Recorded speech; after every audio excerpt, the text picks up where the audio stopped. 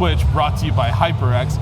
We're live at the Shacknews booth here at the East 3 Esports Zone, presented by SubNation. And we have a very special guest from Sega of America, Jonathon Stebel. Hey, nice Thank you for stopping by. I know it's a very busy week for you. We appreciate you making the time for Shacknews. To put it lightly, yeah. But I'm happy to be here. So let's talk Judgement.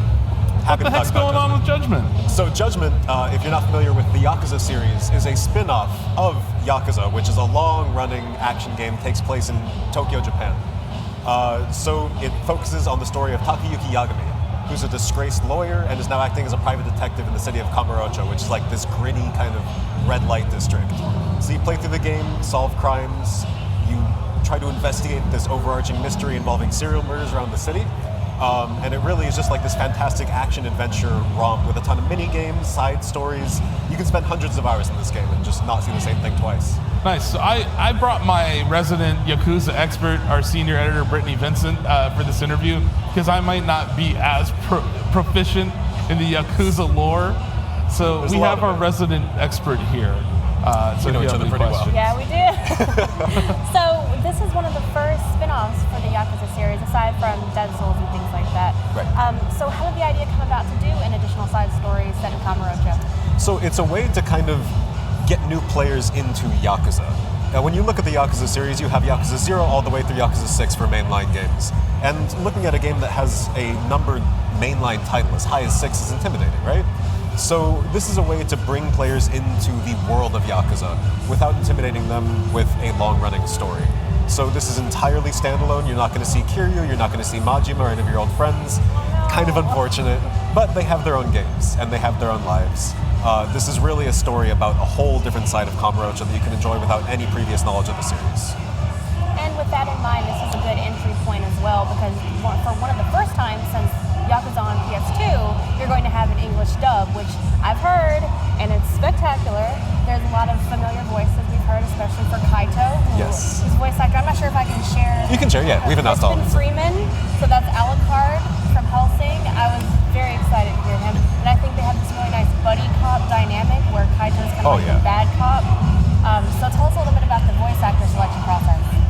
So I wasn't directly involved, but our producer for the game, Scott Strickard, it was his first time since he's been the localization producer on Yakuza since Yakuza 0.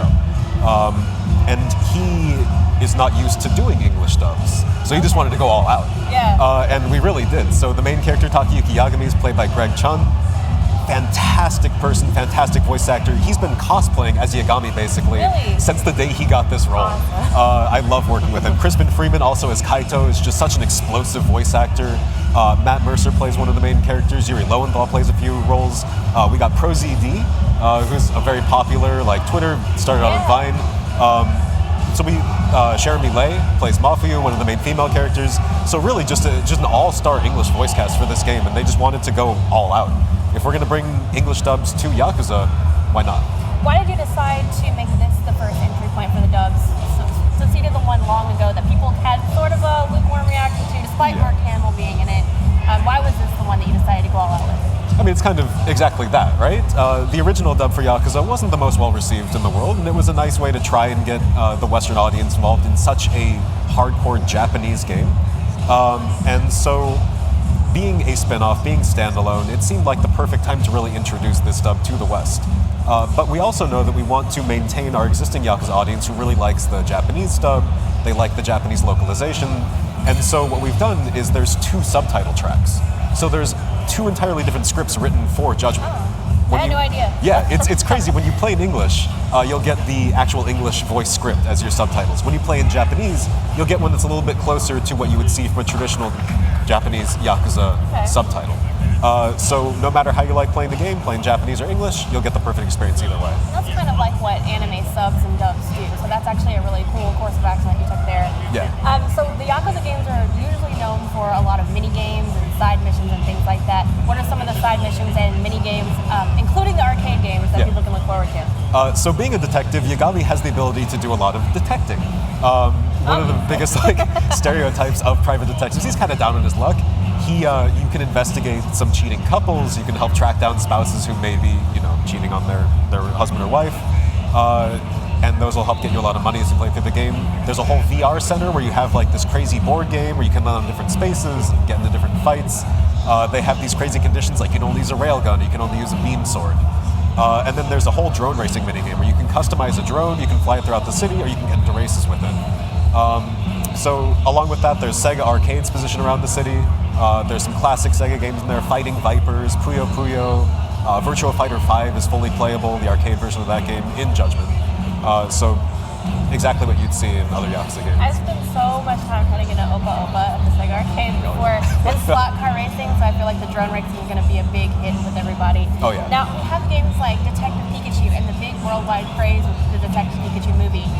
What aspects of detective work that Yagami is going to do you think will appeal to audiences who might be going to see that movie and say, hey, I'd like to play something similar to that, but more adult? I think one of the most beloved scenes, I love that movie, by the way. The interrogation scene in that movie was fantastic in so many ways. There's a lot of interrogations in Judgment, and you're never going to get locked out of dialogue if you choose the wrong option. But if you choose the right options, pressing people in the right way, bringing up certain pieces of evidence, you're going to get rewarded for it. So it's a really fun way to actually think about the case that you're currently investigating, and then track down suspects and really push them to get to the truth.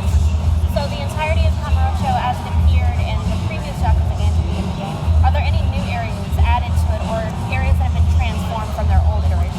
Yeah, Kamurocho changes based on the actual year that the game takes place in. So you'll see throughout every single Yakuza game, Kamurocho's never going to look the same twice. Some restaurants have been changed. One of the biggest changes is there was a big gym over in one of like the open areas of the game. Now it's a VR center. And that's where you do the whole VR. Yeah, Rise Up is now the VR center. And so it really looks like modern day Japan now. It takes place in 2018. So that's one of the biggest changes I've seen, and little things around that players will recognize from previous games. What are some of the things that you've added to Yagami's phone that he can use to get around Kamurocho? I've seen that there's a Kamurocho Go or something similar to that app. What are some of those things that you can use your phone for? Yeah, Kamurocho is like a way to kind of track your progress as you play through the game. There's a whole messaging app where you can get into conversations with people, make friends. There's a whole dating sub-story too. You can get into different relationships. Yagami, as a character, is very tech literate. He always has his Bluetooth headset in, which people keep thinking is like a square AirPod. And you can use the cell phone to drive your drone around the city.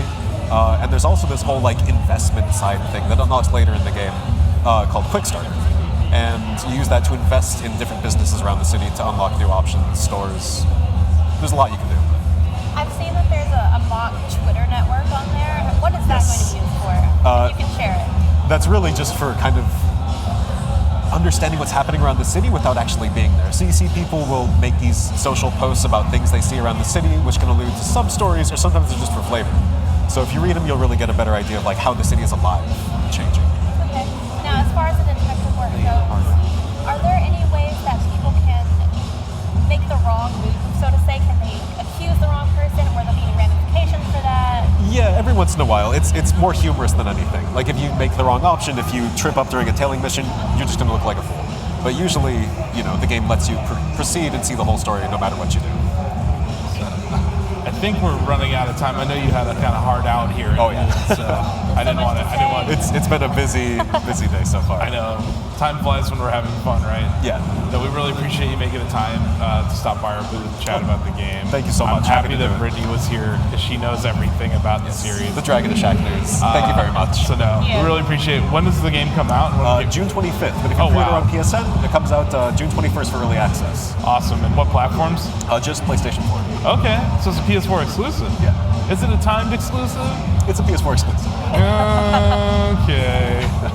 Awesome. Well, no, we really appreciate it. We now have actually Mario and Sonic at the Olympics coming up. Yep. Is what I'm being told in my earbud. So yeah, stay tuned to Shacknews Twitch. We're going to have more stuff coming up. If you like this kind of content, please consider subscribing to our Shacknews Mercury service. It starts at $1 a month, and you can help support our website creating all this awesome content. So stay tuned.